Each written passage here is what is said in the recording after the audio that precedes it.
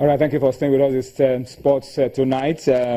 Let's just, before we talk about the pre-season tournament taking place in Ijebu, let's quickly inform you that the FIFA Under-20 Women's World Cup is at the semi-final stage.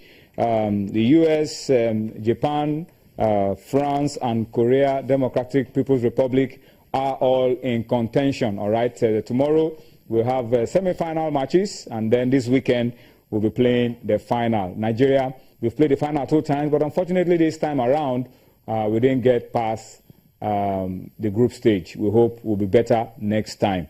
All right, Yemi Adebayo has walked in. He has joined us now. Yemi was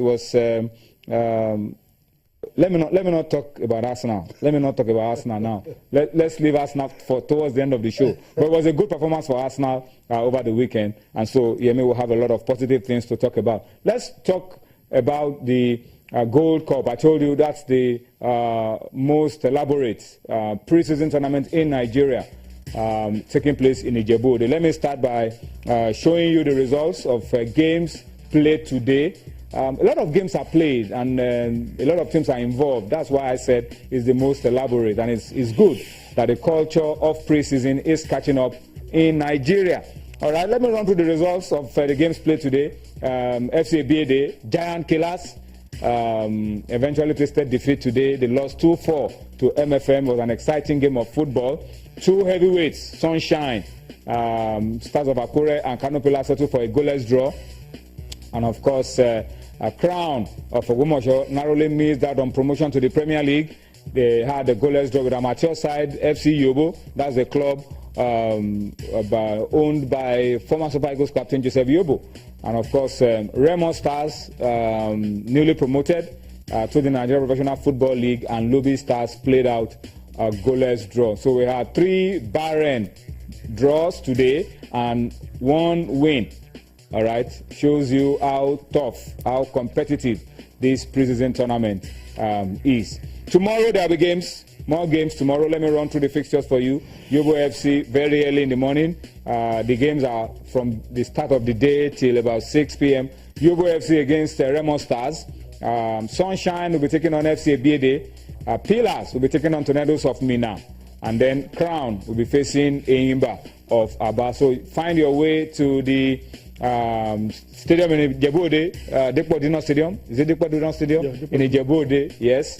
And go and enjoy the best of pre-season football amongst the clubs, not just in the Premier League, in the National League, in the Amateur League. Go and enjoy the best of pre-season football. Enyimba, we're playing Remo Stars on Saturday. Is what we're talking about, guys, in this pre-season tournament. Game 2-2. Remo had a penalty, and Enyimba walked out.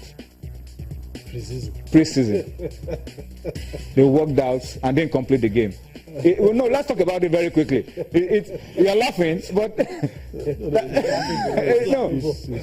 I don't know. It's quite, it's ridiculous. It's just a pre-season. I mean, it's not a competitive game. It's not a league or federation cup. Whoever was in charge, I'm sure that the Enyimba hierarchy wouldn't have supported that action. You know, whoever was in charge, you know, should be reprimanded. You know, I mean, why would you walk out of a friendly? Then what happens if you in the regular season? In the regular season. If we cannot absorb the essence of even the pre-season is not to win. Yeah. What would it profit you if you win, like some clubs win pre-season tournaments and later they don't win any titles? Yeah, don't laugh. You know, what would it profit you? So it's better you lose now.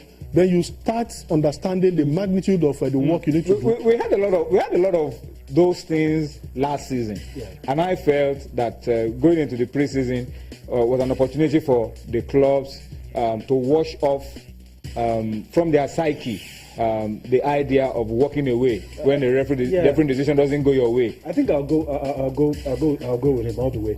I think player orientation in Nigeria. I mean, you can say a lot about referees, club administrators. I mean, but our players, I don't know what they understand about football, but their attitude, it's, I mean, a whole lot needs to change. And we were at the stadium the other day, we saw 1 or 2 Super Eagles players we should know better. I mean, go as much as, I mean, a little between them beating the referee. I mean, that was how bad. And you are well known. A lot of people know you. You're supposed to be a role model, and you do all of sort of. I mean, it's not just a Imba. It's just a reflection of what's happening in the country. Even some of those players that are wearing the Super Eagles jersey, some of those popular players, when something happens, in fact, there are occasions where some of these players that even incite the fans and trouble starts. Anyway, I don't like to read too much into it, but it's important for us to draw the line. Do that in a friendly. What will you do? What will you do when the regular season? I think it's a sign that the league management company should be ready to do this kind of orientation for the clubs, respecting the referees, treating referees with respect, yes, and being able to be a sportsman even when refereeing decisions do not go your way.